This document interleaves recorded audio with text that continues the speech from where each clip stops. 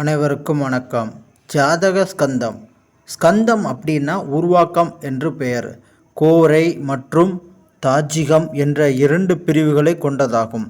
சாதகம் பிறந்த காலத்தில் காணப்படும் கோள்களின் அடிப்படைகளை கொண்டு பலன்களை கூற பயன்படுவது தான் ஹோரை அப்படின்னு சொல்லுவாங்க. இதில் ஹோரை வேற ஓரை வேற அப்படின்னு ரெண்டுமே வேறுபடும்.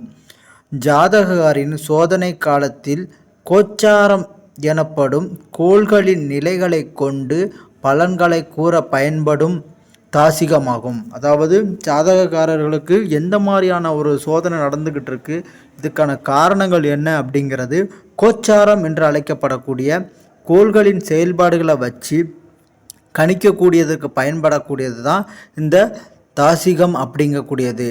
இது சாதக ஸ்கந்தம் அப்படிங்கிறதுக்குள்ள வருது.